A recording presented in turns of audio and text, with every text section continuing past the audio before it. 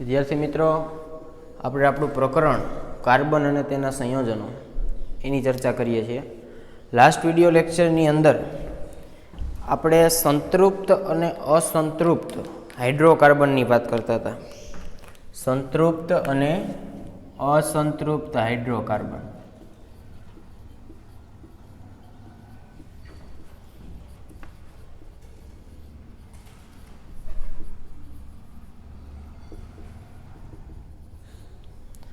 સંતૃપ્ત હાઇડ્રોકાર્બન કોને કહેવાય અને અસંતૃપ્ત હાઇડ્રોકાર્બન કોને કહેવાય એની વાત કરી હતી. ભાઈ સંતૃપ્ત કોને કહેશું? તો કે જે હાઇડ્રોકાર્બનમાં, હાઇડ્રોકાર્બન એટલે કાર્બન હાઇડ્રોજનનું સંયોજન, જે હાઇડ્રોકાર્બનમાં એક બંધ હોય, એટલે કે એકલ બંધ હોય, એક બંધ નહીં, એકલ બંધ, કે કાર્બન કાર્બન વચ્ચે કેટલા બોન્ડ હોય? તો કે એક જ બોન્ડ હોય, એને સંતૃપ્ત હાઇડ્રોકાર્બન કીધા હતા. અને જ્યારે કાર્બન કાર્બન વચ્ચે દ્વિબંધ પ્રકારનો અથવા તો ત્રિબંધ પ્રકારનો સહસંયોજક બંધ હોય તો એને અસંતૃપ્ત હાઇડ્રોકાર્બન કીધા હતા.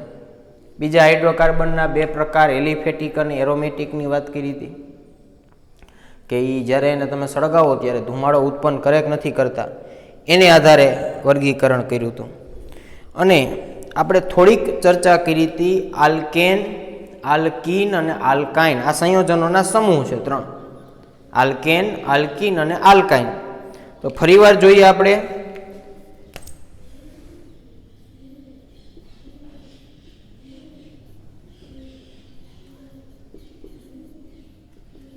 આલ્કીન અને આલ્કાઇન.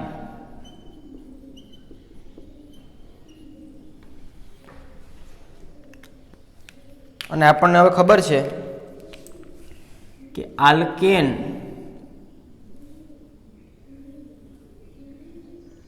એ કેવા છે? તો કે સંતૃપ્ત. જ્યારે આલ્કીન અને આલ્કાઇન કેવા છે?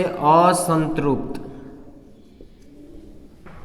એનો મતલબ કે આલ્કેનની અંદર કાર્બન કાર્બન વચ્ચે કેટલા બંધ હોય? તો કે એક જ બંધ. જ્યારે આલ્કીન અને આલ્કાઇનમાં દ્વિબંધ અને ત્રિબંધ હોય, એમાં આલ્કીનની અંદર દ્વિબંધ પ્રકારનો સહસંયોજક બંધ હોય કાર્બન કાર્બન વચ્ચે, અને આલ્કાઇનની અંદર ત્રિબંધ પ્રકારનો સહસંયોજક બંધ હોય. લખી દઉં.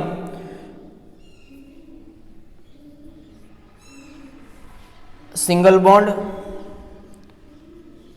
Double bond, triple bond. આ સંયોજનોના નામની પાછળ પ્રત્યય કયો લાગે એની પણ વાત કરી હતી કે આલ્કેન સંયોજન હોય, આલ્કેન, તો એમાં એન પ્રત્યય લાગે. એન નામની પાછળ એન પ્રત્યય. આલ્કીનમાં ઇન અને આલ્કાઇનમાં આઇન પ્રત્યય લાગે. આવા પ્રત્યય પાછળ લાગે નામની પાછળ. અહીંયા કાર્બનની સંખ્યા લખો છો અને એને આધારે સંયોજનો લખીએ આપણે કે સંયોજનમાં કાર્બનની સંખ્યા કેટલી છે. સંખ્યા લખીએ, પછી સંયોજનોના નામ લખીએ કે ભાઈ આલ્કેનમાં એક કાર્બન હોય તો એનું નામ શું હોય, આલ્કીનમાં એક કાર્બન હોય કે ન હોય, હોય તો એનું નામ શું હોય, અહીંયા શું નામ હોય, એ રીતની વાત કરીએ. માની લો કાર્બનની સંખ્યા 1 છે, કાર્બનની સંખ્યા 1 છે, તો એવો આલ્કેન કયો? તો કે મિથેન. અને આપણને ખબર છે કે કાર્બનની સાથે કેટલા હાઇડ્રોજન છે? તો કે 4 હાઇડ્રોજન, CH4. એવી જ રીતે આલ્કીનની અંદર વિચારો, એક કાર્બન શક્ય છે? તો કે ના. શું કામ? તો કે અહીંયા દ્વિબંધ છે કાર્બન કાર્બન વચ્ચે, એવું આપણે શરૂઆતમાં જ કીધું. તો કાર્બન કાર્બન વચ્ચે દ્વિબંધ હોય તો કાર્બન કેટલા જોઈએ? તો કે 2 કાર્બન જોઈએ. તો અહીંયા એ શક્ય નથી. અહીંયા તો કે અહીંયા પણ શક્ય નથી. એટલે મિથિન એવો શબ્દ ન આવે અને મિથાઇન એવો શબ્દ ન આવે. બરાબર? મિથેન એક જ સંયોજન આલ્કેનમાં એક કાર્બન વાળું છે. જ્યારે 2 કાર્બન વાળાની વાત કરીએ, કાર્બનની સંખ્યા કેટલી હોય? તો કે 2 હોય. એનો મતલબ કે અહીંયા આલ્કેનમાં કોણ હોય? તો કે આલ્કેનની અંદર હશે ઇથેન. 2 કાર્બનવાળા સંયોજનોને કહેવાય ઇથેન. અને એનું સૂત્ર કંઈક આવું થાય, CH3 કાર્બન કાર્બન વચ્ચે સિંગલ બોન્ડ અને બંને કાર્બન પાસે કેટલા હાઇડ્રોજન છે તો કે 3. એવી જ રીતે અહીંયા આવો તો અહીંયા થશે ઇથિન, ઇન પ્રત્યય એવું ઇથિન, એનું સંયોજનનું સૂત્ર CH2 double bond CH2 carbon carbon વચ્ચે દ્વિબંધ આવ્યો. અહીંયા તો કે ઇથાઇન, આઇન પ્રત્યય લાગે ઇથાઇન, અને એનું સૂત્ર કેવું થશે તો કે આવું CH triple bond CH.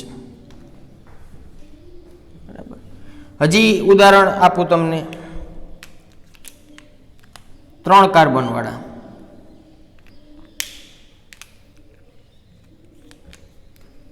3 carbon વાળાને કહેવાય વિદ્યાર્થીઓ પ્રોપેન. એનું સૂત્ર કંઈક આવું થાય CH3 CH2 CH3. અહીંયા શું થશે તો કે પ્રોપીન.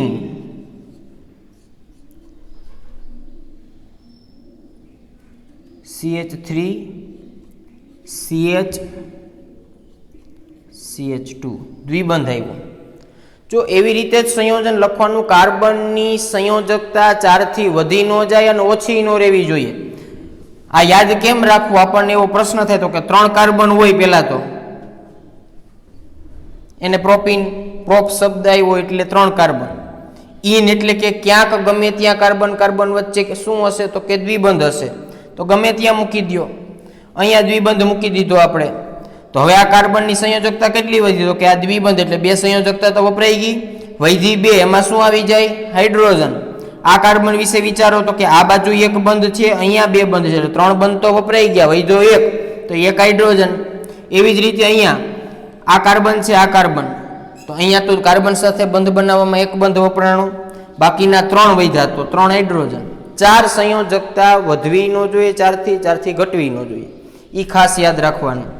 અને અહીંયા પ્રોપાઇન તો સેમ દ્વિબંધ છે, અહીંયા ત્રિબંધ મૂકી દો CH3 C triple bond CH. જોયું અહીંયા શું ફેરફાર થઈ ગયો, બંને બાજુથી એક હાઇડ્રોજન નીકળી ગયો, કારણ કે વચ્ચે ટ્રિપલ બોન્ડ થઈ ગયો. તો આવા તો અનેક સંયોજનો વિદ્યાર્થીઓ બને. કાર્બનની સંખ્યા 4 હોય તો એને કહેવાય બ્યુટેન. આલ્કિનમાં કોણ હોય તો કે બ્યુટીન, અને અહીંયા બ્યુટાઇન. એવી જ રીતે 5 કાર્બન હોય તો પેન્ટેન, અહીંયા પેન્ટીન, અહીંયા પેન્ટાઇન.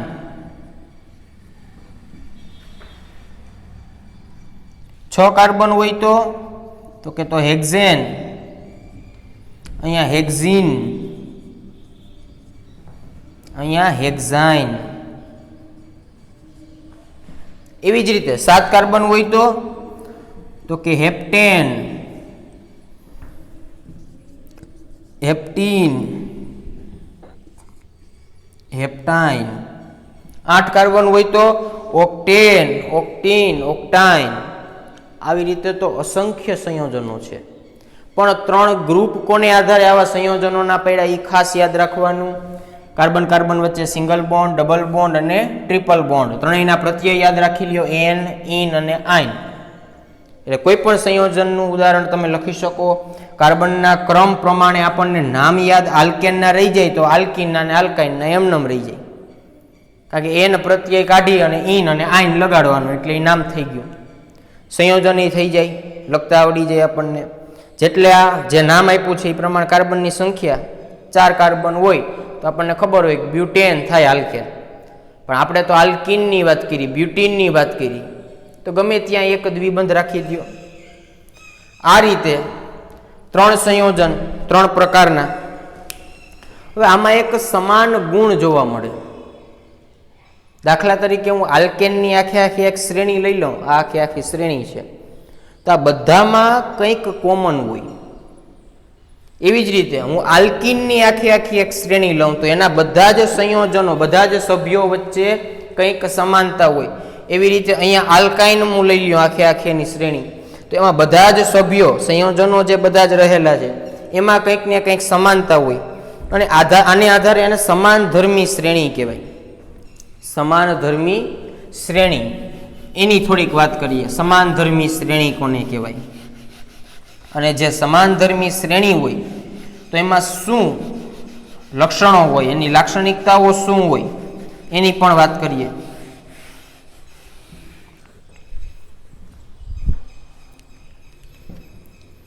આપણી સામે એક અહીંયા અત્યારે આલ્કેનની સમાન ધર્મી શ્રેણી છે, જો તમારી ટેક્સ્ટ બુકમાં પણ આજ આપેલી છે.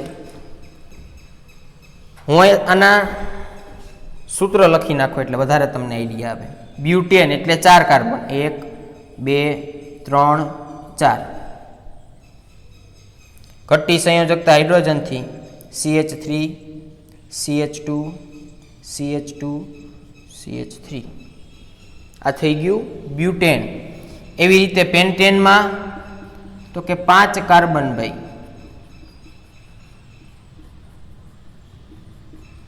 છેડાના કાર્બન હોય ત્યાં જ CH3 આવે, વચ્ચે બધામાં CH2 આવે. હેક્ઝેન તો 6,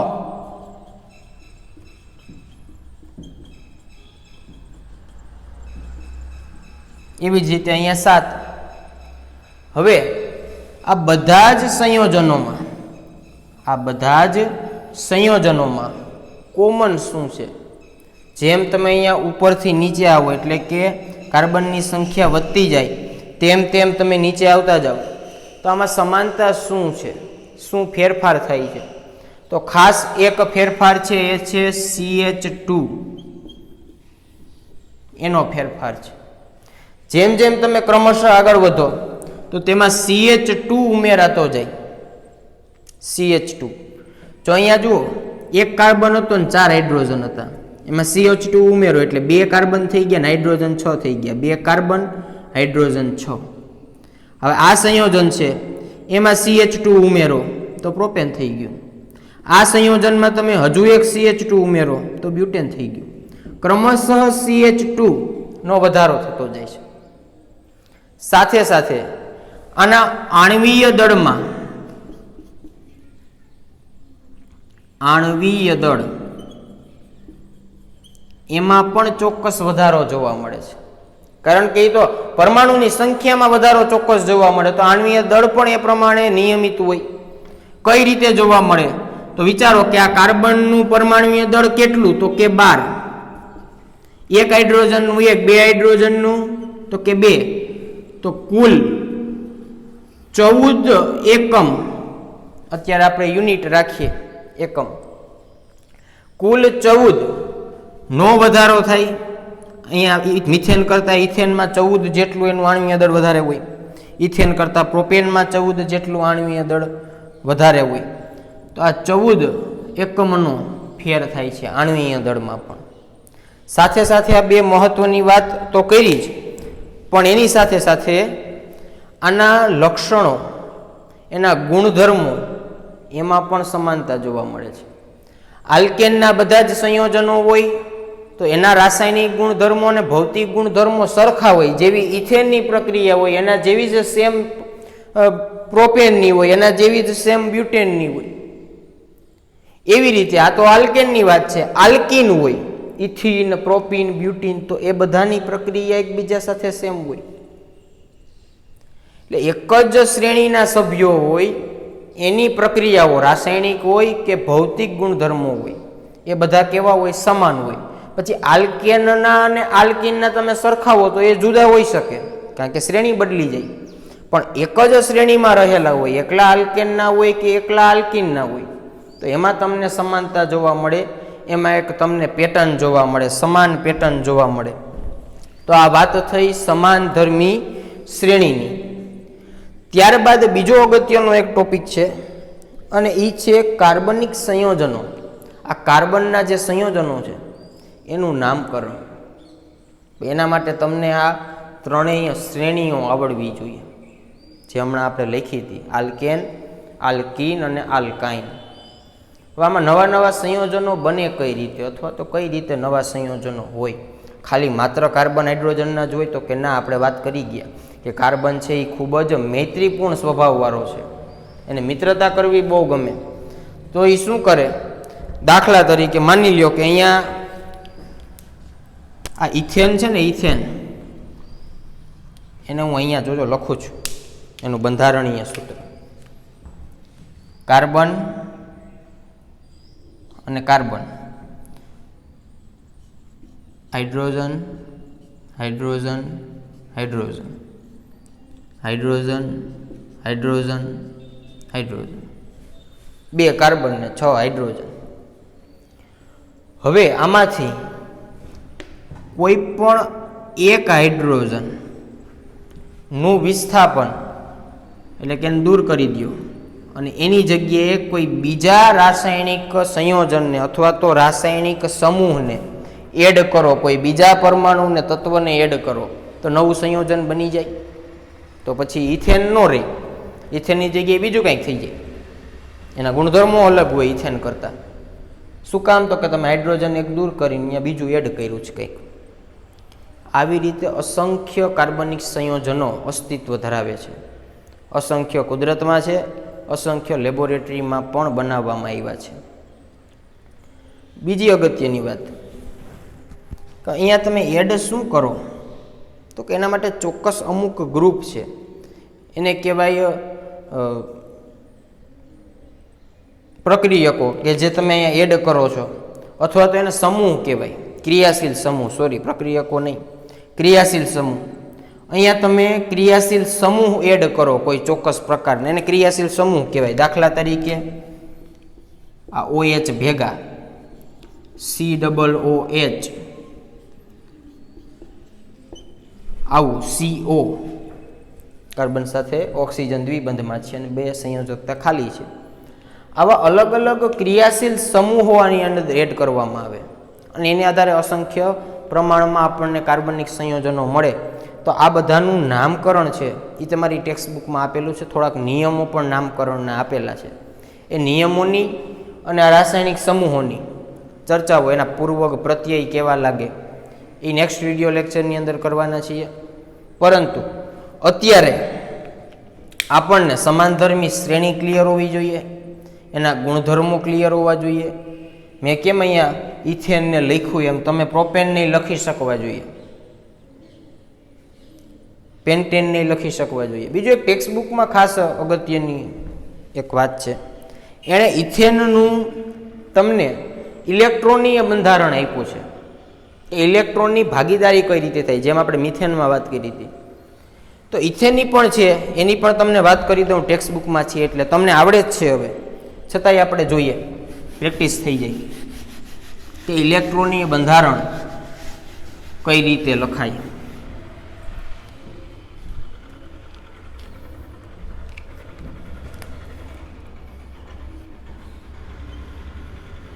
આ કાર્બન, 2 કાર્બન હોય ઇથેનમાં, આપણને ખબર. અને હાઇડ્રોજન તો કે બંને કાર્બન પાસે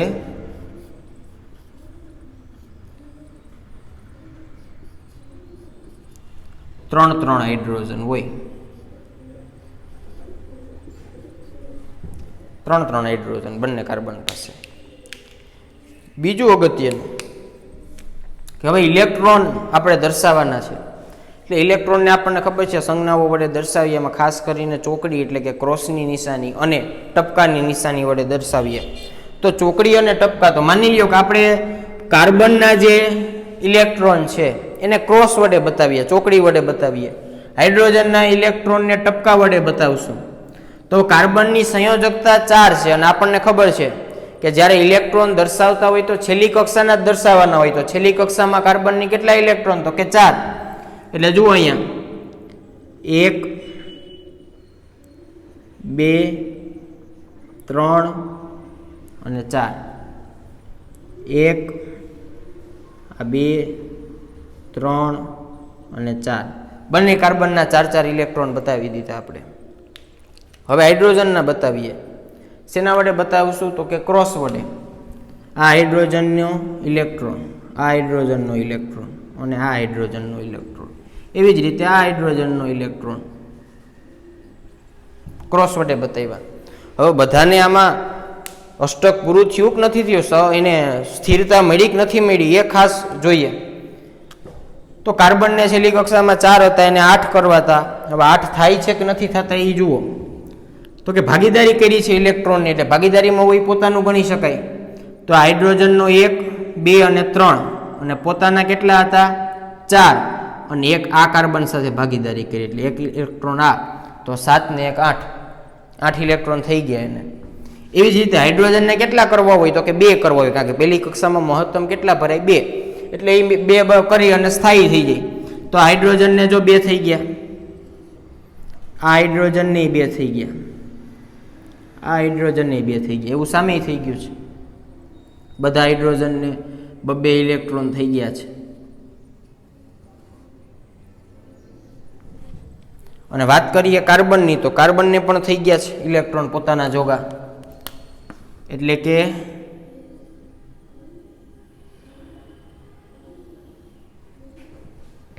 ભાગીદારીના બધા, અને આની સાથે 1 ઇલેક્ટ્રોનની ભાગીદારી કરી, 3 ઇલેક્ટ્રોન હાઇડ્રોજન સાથે કરી હતી.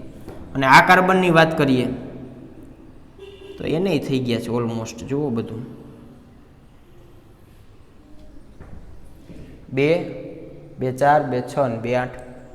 તો આ ઇથેનનું ઇલેક્ટ્રોનીય બંધારણ છે. કોઈ પણ ઇલેક્ટ્રોનીય બંધારણ દર્શાવીએ તો કાર્બનના તમે ટપકા વડે દર્શાવો તો હાઇડ્રોજનના ચોકડી વડે બતાવો, હાઇડ્રોજનના ટપકા વડે દર્શાવતા હોય તો કાર્બનના ચોકડી વડે દર્શાવો. પણ આવું મીંડા એટલે કે ટપકા અને ચોકડી એને આધારે, કારણ કે આડાવડા ન થાય ઇલેક્ટ્રોન, અને તમે એનું ઇલેક્ટ્રોનીય બંધારણ બતાવી શકો.